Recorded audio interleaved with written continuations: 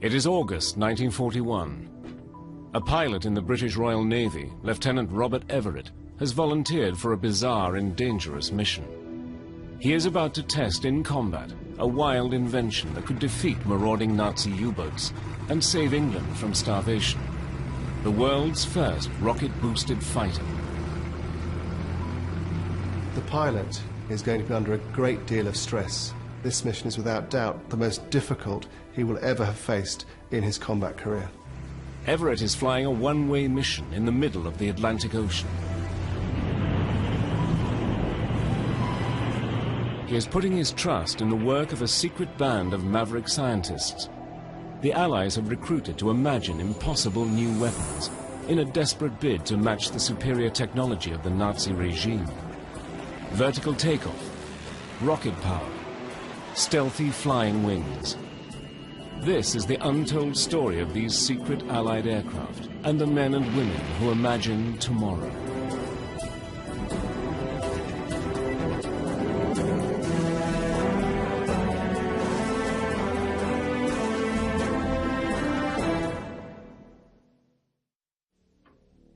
In the summer of 1940, Britain's Prime Minister, Winston Churchill, is confronted with a major crisis. Nazi Germany has unleashed a new secret weapon against convoys bringing food from America to the starving people of Britain.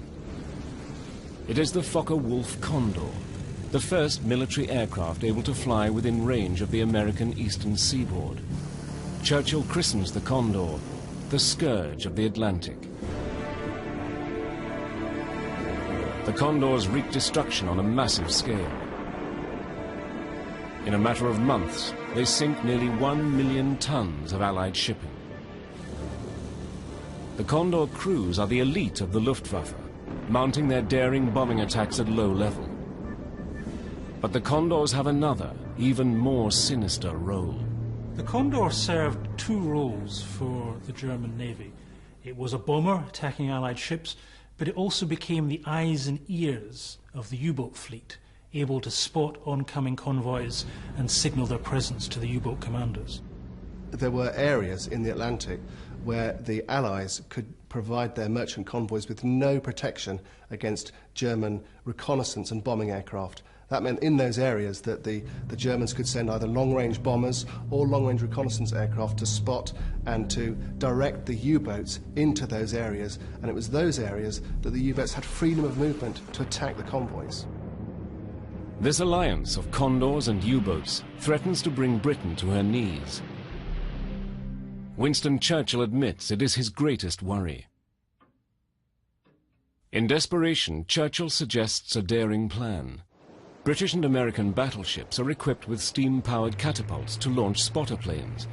Could such a catapult device be installed on the decks of merchant ships to launch fighter aircraft? But no existing catapult is powerful enough to launch a heavy fighter like the Hurricane. So Churchill turns for help to a top-secret research unit called the Royal Aircraft Establishment at Farnborough, England. Within only a week, scientists at Farnborough suggest an incredible new way to launch a Hurricane from the deck of a cargo ship. It was decided to use a rocket sledge in order to get the Hurricanes airborne.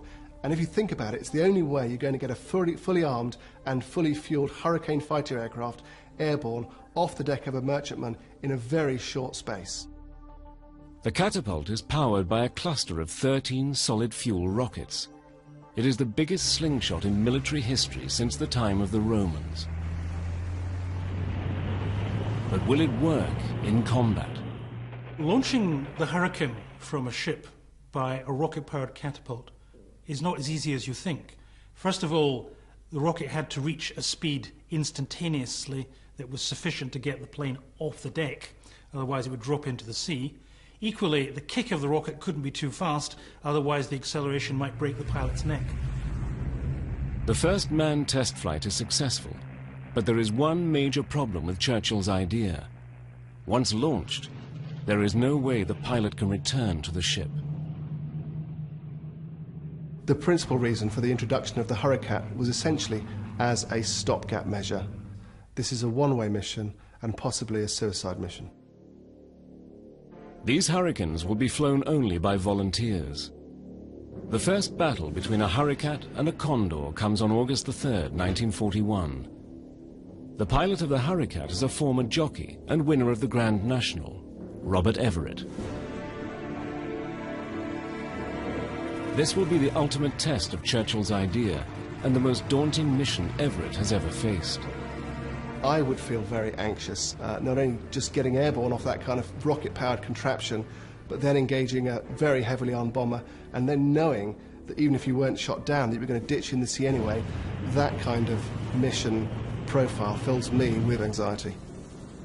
High in the clouds above the convoy, the patrolling German Condor does not see the rocket fire from Everett's launch. It is taken by surprise, but as Everett presses home his attack, his Hurricat is damaged by gunfire from the Condor.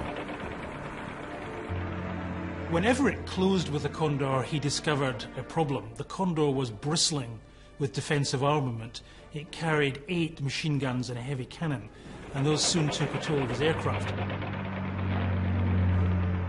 Knowing he is all that lies between the convoy and its destruction, Everett fires the last of his ammunition into the Condor's cockpit.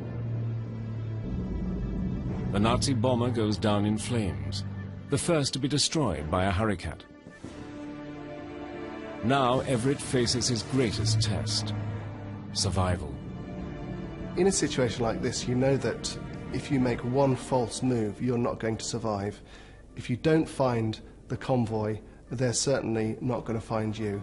You're 40 or 50 miles away, and you could be anywhere as far as they're concerned, in any direction. So unless you find that convoy, you're almost certainly dead. His luck holds. By nursing his aircraft to an altitude of 2,000 feet, Everett manages to spot the convoy. He lands on the water near the British ships, but his Hurricat soon begins to sink. The Hurricane was a very dangerous aircraft to try and land in the sea.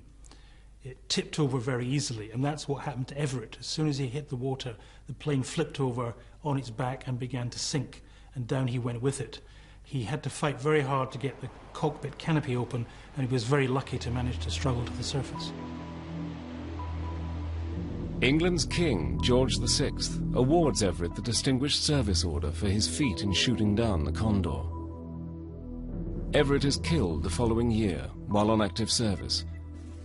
But the Hurricat ships have turned the tide against the Condors. I think the principal success of the Hurricats was the deterrent effect it had on German reconnaissance aircraft, in that after they were intercepted and after the first one was shot down, the Germans were less and less inclined to press home attacks or reconnaissance missions against convoys. Meanwhile, on the other side of the Atlantic, even more bizarre experiments are taking place, some of them literally out of this world.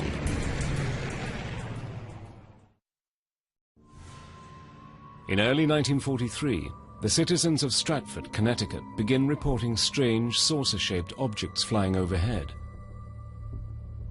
The flying saucer is America's first near-vertical takeoff aircraft and the answer to providing ships at sea with fighter cover. It is called the Flying Flapjack.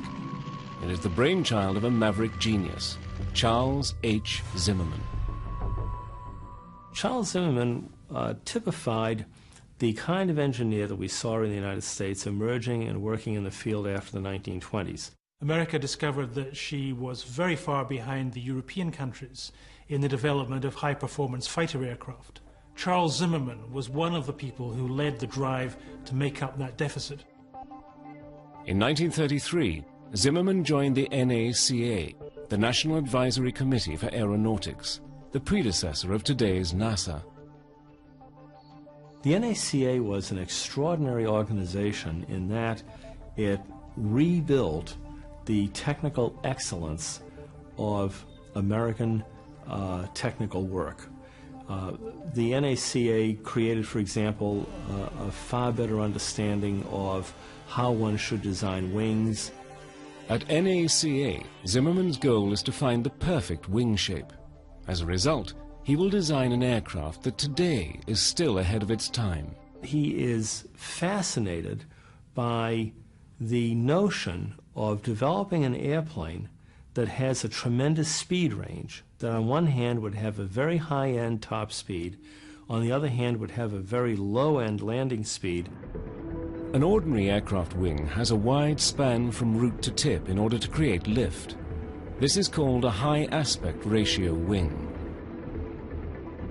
The way an aircraft wing works is by creating different areas of pressure. What this means is that we have the wing here, and as the airflow hits the leading edge, it has further to travel from there to there as it does from there to there. This creates low pressure here and high pressure here. And as the air tries to get from the high pressure area to the low pressure area, it pushes the wing up. But an ordinary aircraft wing has a great drawback. The wide, high aspect ratio wing creates a drag effect against the airflow, which slows the aircraft down. But Charles Zimmermann had an answer. The idea was, why don't I have a much smaller wing, a much lower aspect ratio wing? Narrower wings create less drag and are better for speed. But they too have a problem. When the spill happens over the side of those short stubby wings, as happens on all wings, as the air moves from the low to the high pressure, it causes turbulence on the edge of the wing and therefore reduces lift and increases drag. Now the effect that has overall on the wing is greater on short stubby wings as opposed to long wings. To force its way through this turbulence, the aircraft must use up scarce fuel. Charles H. Zimmermann will be the first man to discover a solution to this problem. Zimmermann's solution to the problem is breathtakingly simple. To stop the air from spilling out under the wingtips, he decided to move the engines to the wingtips so that the spinning blades of the propellers push the air back under the wing. With the turbulence problem solved, the narrow wing allows greater speed because of the reduced drag. But the new design has another revolutionary property: vertical takeoff. What he's looking at is something in many ways that's akin to what we would consider the tilt rotor today. His idea basically is to develop what we would call a super STOL, a super short takeoff and landing airplane. Zimmermann discovers that the unique characteristics of the low aspect ratio wing combined with the wingtip propellers means the aircraft literally floats off the ground vertically in a stiff breeze. A man-made flying saucer. In 1939, as war clouds gather over Europe and the Pacific, the US Navy orders a prototype fighter based on Zimmermann's revolutionary concept. It is called the V-173. It has a wingspan of only 23 feet, minuscule by today's standards. To save time on the test design, a fixed undercarriage is used. The very tall legs allowed for the best angle at which to ensure immediate takeoff.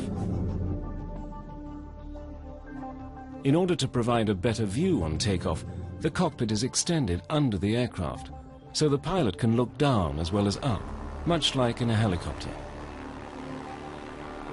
The V-173 flies for the first time on the 23rd of November 1942, with Vort's chief test pilot, Boone T. Guyton, at the controls.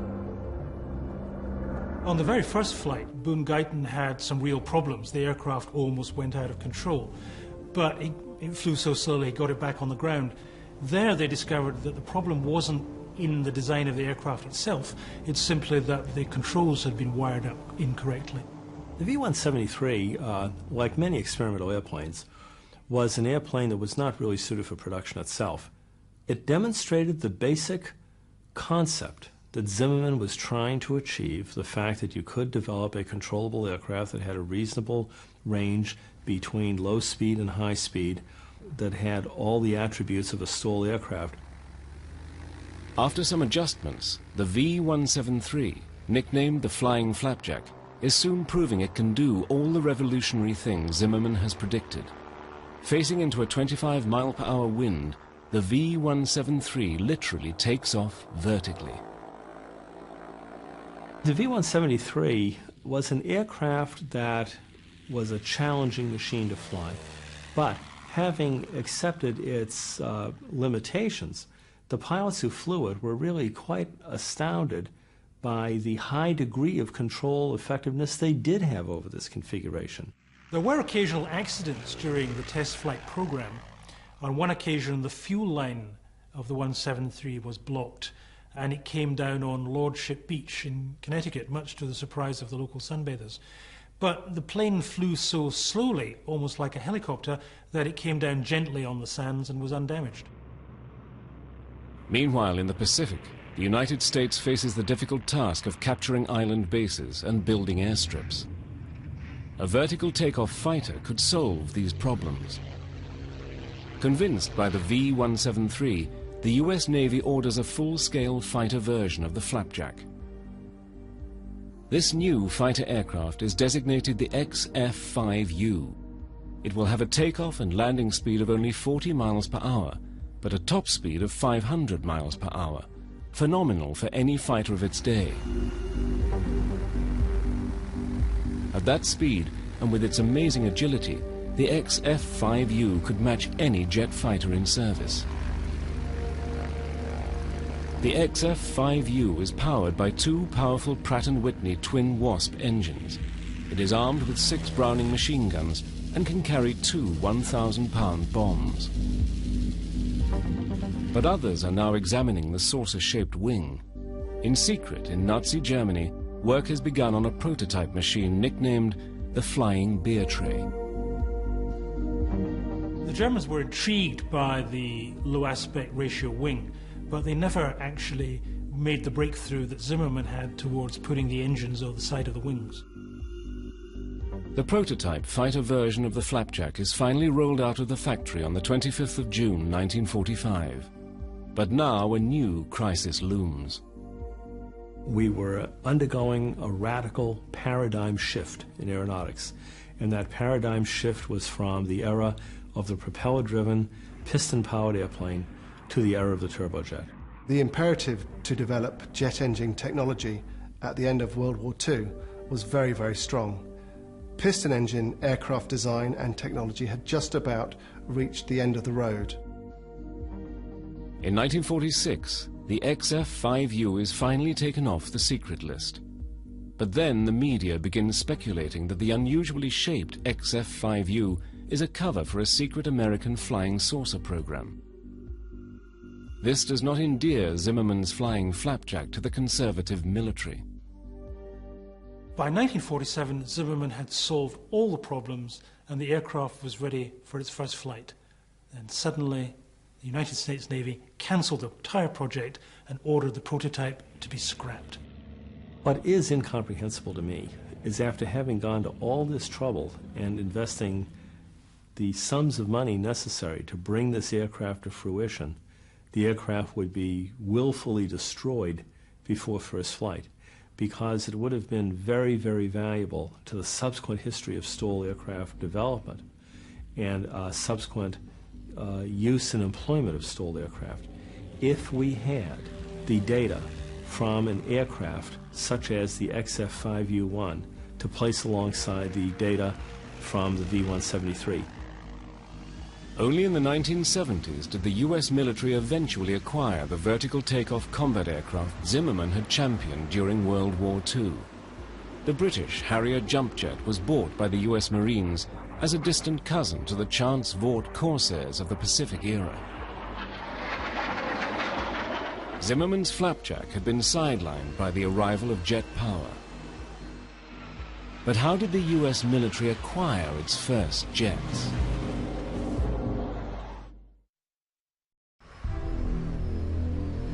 In August 1939, 2 weeks before the Nazi invasion of Poland, a unique visitor comes to America for a special demonstration of the latest US military planes. He is Ernst Udet, the man in charge of aircraft development for Hitler's new air force, the Luftwaffe. Udet is unimpressed by what he sees of the latest American planes. Secretly, he knows that Nazi Germany has already begun to build a plane that is light years ahead of America's best, the world's first jet fighter, the Heinkel 280. The story of the United States and the jet engine is a story of acute national embarrassment. We had several governmental commissions as late as 1939, indeed after the time period when the first jet airplanes were flying, that actually made pronouncements that the turbojet airplane was an impossibility. Yet some far-sighted engineers were already thinking about jet propulsion, despite official opposition to the idea. Lockheed had a reputation as a company that was willing to undertake bold and innovative design. In the Second World War, Lockheed applied this to the turbojet revolution. Lockheed had, for many, many years, a very unique engineer named Nathan Price. He was one of the paper inventors of jet engines. He became a believer in jet engines. In the time period where Nate was working on the engine, where we were examining it, and everybody that could follow his notes examined it, and we could find nothing wrong with what he was doing. We designed an airplane to go around two of those engines, a fighter. We had never had a supersonic airplane by that time, and we were reasonably sure that this airplane would probably be capable of supersonic speeds. The aircraft, designed by Nathan Price and Willis Hawkins, is America's first attempt at a jet fighter plane. Called the Lockheed Model L-133, it is designed around a canard layout, meaning the control fins to climb and dive are located at the front of the aircraft. The L-133 has many revolutionary features that make it a decade ahead of its time. It had, in its original concept, an afterburner.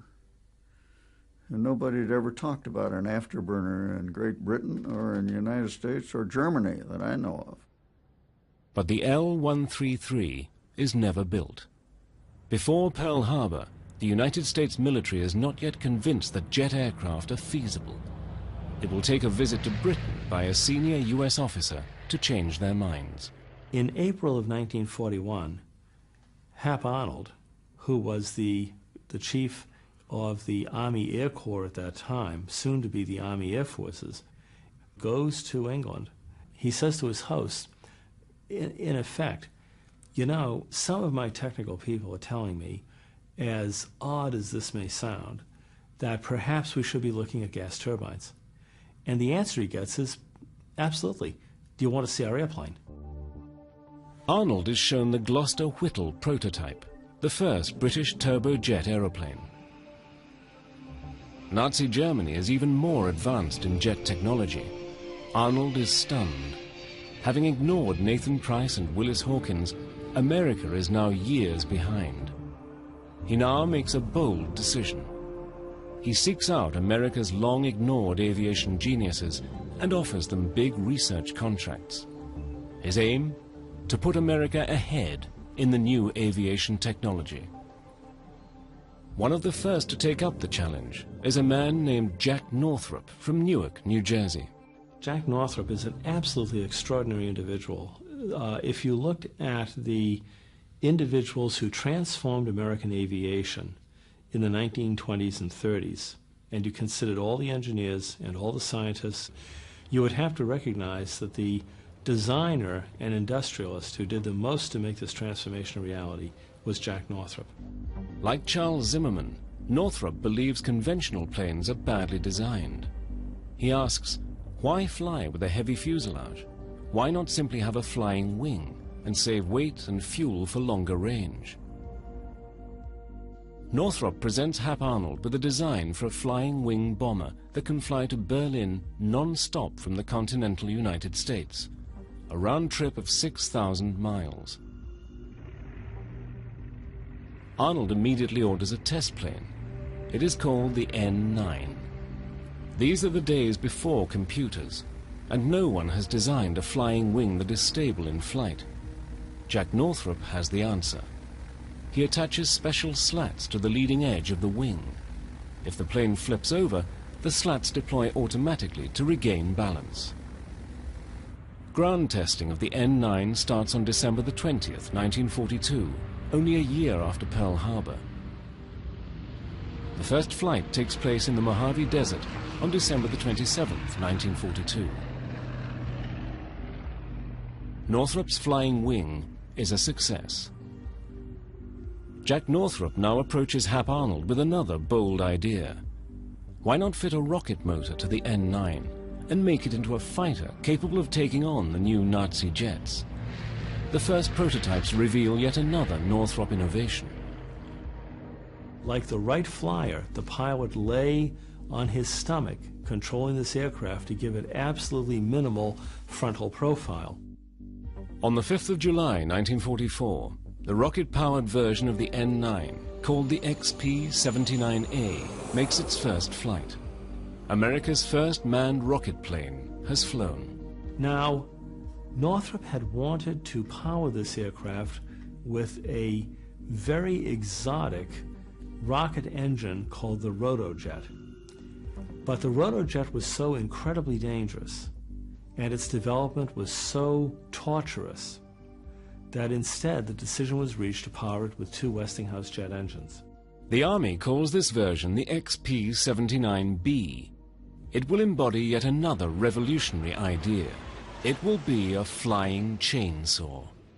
The XP-79, sometimes called the Flying Ram, was an airplane that was armored with 4 50 caliber machine guns, and it also had reinforced leading edges on its wing because it was hoped that it could actually ram and survive a ramming of an enemy aircraft, typically an enemy bomber.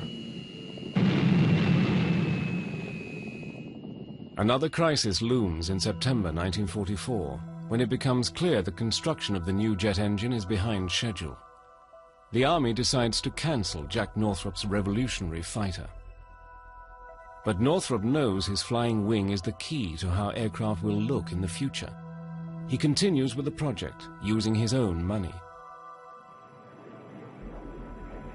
On the 12th of September 1945, only a month after Japan surrenders, the jet-powered XP-79B is readied for its maiden flight. The pilot is Harry Crosby. On its first flight, Crosby demonstrated that the airplane could fly successfully. And then, unfortunately, toward the end of that flight, he had a flight control problem caused by an air inlet valve on one wing not functioning properly. The airplane went out of control. Crosby was unable to escape it and was killed in the ensuing crash. With the destruction of the sole XP-79, Jack Northrop abandons the fighter project and concentrates instead on his flying wing bomber. What we see with the Northrop Flying Wing is a vehicle that's ahead of its time. It's Imagineering at its very, very best. Unfortunately, the technology you needed to make it a success, the flight control technology primarily, was simply not available at that time. While Northrop is experimenting with his radical flying wing, Hap Arnold remembers Lockheed's early studies in jet propulsion with the L-133. Lockheed is the logical choice to organize a crash program to build an American jet fighter to take on the Nazi jets. A team of 50 of its best engineers begins to build the new plane under the leadership of Clarence Kelly Johnson. Some, like Willis Hawkins, had already worked on the earlier L-133 jet project. Kelly had promised that the airplane would be flown in 160 days from signing of the contract. And the Air Force had signed the contract. And so we had quite a row to hoe. The Army Air Force calls the new plane the P-80 Shooting Star. To save time, the P-80 is a much simpler design than the L-133, but it still uses many features from the earlier project, including its wing.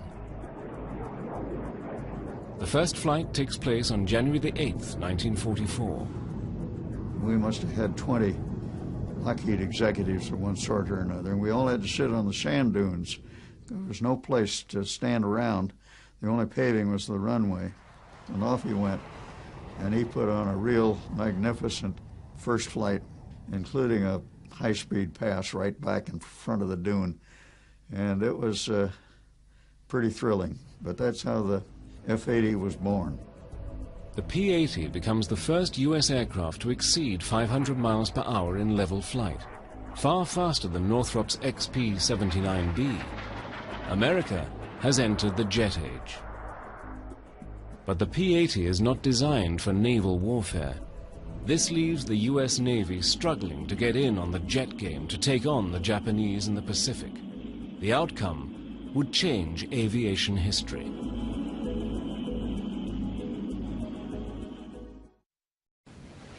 By 1944, Allied naval fighters such as the Corsair had reached the limits of their developmental potential in speed and firepower. But US intelligence sources know Japan is seeking to build versions of the revolutionary Nazi jet and rocket planes. The US Navy realizes it will need its own jet fighters. The main difficulty in deploying the early jets on carriers is to do with their speed. You need a bigger boost off the deck, and it's a much trickier landing at a shallower angle and a higher speed on a very small strip. Then the Navy got an idea. Why not develop an aircraft that would have the gentle coming aboard characteristics, if you will, of a conventional propeller-driven airplane, and yet on the other hand would have the performance potential of a jet airplane. And out of this came the Ryan Fireball, the FR-1, which had a small radial piston engine in the nose and then a small turbojet engine in the tail cone of the aircraft, fed by two wing root air inlets. As the US Navy raced to introduce the Fireball, British scientists were working on an altogether more radical solution to these problems. The impetus for their effort was the imminent invasion of the Japanese home islands. The one thing that the British lacked was big aircraft carriers, and therefore they would lack air cover for any potential invasion fleet. The answer was an aircraft unique in aviation history, a jet-powered flying boat fighter. It is nicknamed the Squirt. Its test pilot is Captain Eric Brown. It was big for a fighter, but it had good performance. It had two axial flow engines and well armed, maneuverable. It had everything, in fact, that you could expect from such a design. Despite its ugly shape, the Squirt could reach speeds of over 500 miles an hour. Because it did not need a heavy undercarriage or complicated arrestor gear to land on a carrier deck, it was actually very maneuverable in the air.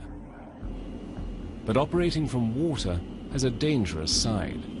It was a very pleasant aircraft to fly, but I had a problem occur on landing. I touched down and I was running along at about 100 miles an hour, quite smoothly, when there was a tremendous crash. Brown had struck a piece of wood floating in the water. It shot out like a cannon and struck one of the floats, knocking the float clean off, the starboard float, and the aircraft cartwheeled over. The cockpit, of course, was upside down in the water at this stage. As the plane sank, Brown was lucky to escape. I got out of it all right, and when we looked at the hull after, we found that a hole about 4 feet square had been cut in the hull by this mast. Hidden among the palm trees on a Pacific lagoon, the Squirt could have swooped up to escort attacking Allied bombers or defend invasion craft from Japanese jets.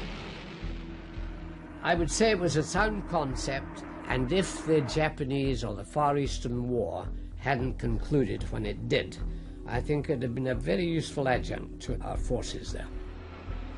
But the American Fireball and the British Squirt are overtaken by technology. In late 1945, a pure jet fighter successfully lands on a carrier for the first time. It is flown by the Squirt's test pilot, Eric Brown. But the plans for the invasion of Japan include more than new jet fighters.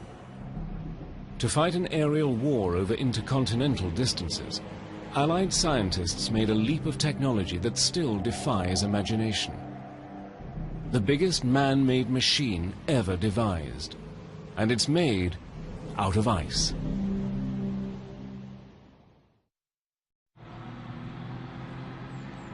One day in 1942, an unexpected guest pays a visit to Prime Minister Winston Churchill at his official residence in the English countryside. He is Lord Louis Mountbatten, Churchill's Chief of Combined Operations. As it happens, Churchill is in the bath, but that doesn't stop Mountbatten. He goes in and he drops into the water of the bath a block of what looks like ice. Churchill's a bit surprised by this, but he notices the ice is not melting.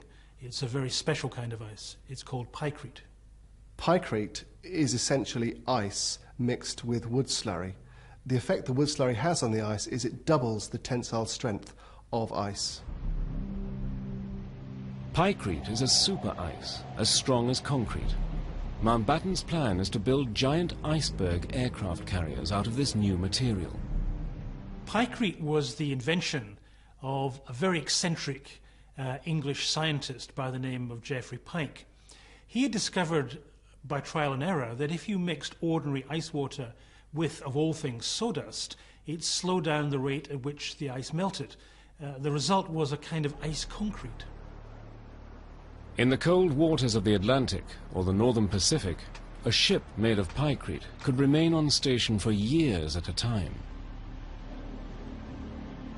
Mountbatten wanted a fleet of ice carriers to extend Allied air power across the globe. The advantages of a pykrete carrier would be that it provides, in essence, a floating airfield, a whole airfield where you can put squadrons of aircraft. Maintenance levels are low, and the stuff is so dense, they are virtually indestructible. But the pykrete carrier won't simply be an iceberg, which would melt over time. It will be designed to last indefinitely. The design concept was called Habakkuk, or HMS Habakkuk, and this was to be a floating block of ice which was 2,000 feet long and 300 feet wide, constructed out of 40 feet blocks of pykrete. The pykrete aircraft carrier was essentially a giant refrigerator. It was composed of blocks of ice, but through the middle ran pipes, and through these pipes ran coolant. Many times bigger than the Statue of Liberty, Habakkuk would have been the largest floating construction ever built. By comparison, the biggest ship then afloat was the liner Queen Mary, which weighed in at 86,000 tons. The Habakkuk would weigh 2 million tons. After Mountbatten's visit, Churchill writes a memo on the 7th of December 1942. He writes, "The advantages of a floating island or islands, even if only used as refueling depots for aircraft, are dazzling." The memo is stamped in red. Action this day. But American help is needed for the vast industrial undertaking to construct Habakkuk.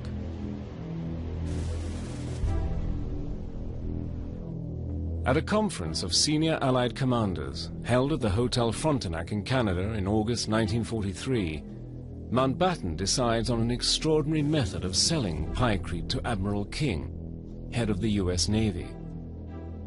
During one session of the Frontenac conference, Mountbatten brings in 2 blocks of ice. One is ordinary ice, the other is pykrete.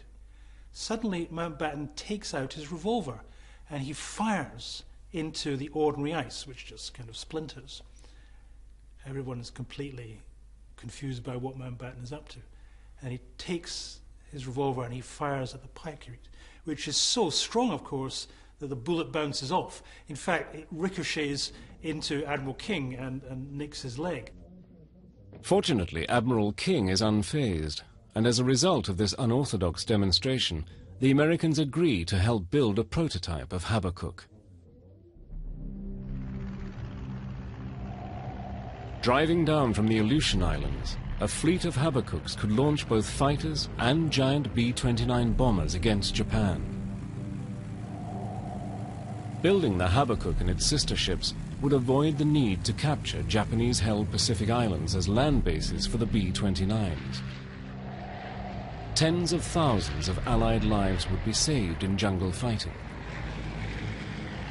But the ice ships are never launched. The money and resources needed to build them are diverted to other projects. The project was eventually cancelled for a number of reasons, I think the first of which was because the war was at that stage being won by more conventional methods. A lot of conventional aircraft were coming on stream, and so the tide was turning against Germany and also against Japan. By the time the prototype of the Pykrete aircraft carrier was ready, the war had moved on. America was already building the atomic bomb. It had already started to build large numbers of new aircraft carriers. In effect, time had run out for Pykrete. The day of the maverick inventor was drawing to a close. The need to develop revolutionary new technology was now taking second place to winning the war by less risky methods. America's vast industrial powerhouse was churning out thousands of fine conventional planes every month, and small escort carriers could be mass-produced by the hundred, giving the Allies the vital platform they needed to dominate the seas. But the ice ships, although never launched, have not been forgotten. Since World War II, there have been numerous proposals to build commercial ships or indeed floating islands made out of Pykrete. The latest idea is to build such an island that would house what would be an independent community, free of other governments in the world and free of any kind of taxation. World War II saw the birth of a whole range of radical new technologies. In the frenzy of innovation, not all projects were successful. Some failed through lack of support or resources, some because of technical limitations, and some because they were ideas just too far ahead of their time. Many of these secret Allied aircraft projects didn't make it into combat, but that's not the point. They were the products of great minds willing to think outside the obvious, and that's what creates the spirit of progress. These are individuals that are facing real-world crises and challenges. When you understand what they were trying to do, sometimes these design choices, as flawed or as odd or as weird as they may be, start to make a lot better sense. And it is very surprising sometimes when you see how these return in very dramatic form many years later in much more successful fashion. Charles Zimmerman's original flying flapjack was stillborn, but his dream of vertical takeoff has inspired aircraft designers ever since. When you take a look at the tilt rotor that you see today with the V-22 or the XV-15 that preceded it, these are really the technical heirs of the kind of approach and work that we first saw undertaken by Charlie Zimmerman with the V-173. Another World War II maverick who lived to defy the odds was Jack Northrop. After the war, he tried to build more fantastic planes for the military, including the XB-35 flying wing bomber, originally planned to bomb Berlin. But the military remained skeptical of flying wings that were difficult to control in pre-computer days. After World War II, Northrop built a large flying wing bomber, and this proved very successful. Yet again, though, it was too radical for the military, so it was never put into production. And that cost Northrop a lot of money. As a result, he lost control of his company. But Jack Northrop would have the last laugh. Before he died, he was taken to where Northrop was working on the B-2, and he looked at the assembled individuals there, who included a galaxy of Northrop designers and engineering personnel, and he said, "Now I know why God has let me live so long." Northrop's World War II flying wing is the direct ancestor of the B-2 Spirit stealth bomber, which flies over the Mojave Desert exactly where its predecessor first ventured into the skies. The B-2 will still be in service on the 100th anniversary of the legendary XP-79. In the end, Northrop and his fellow mavericks had proved one thing: genius is the ultimate weapon.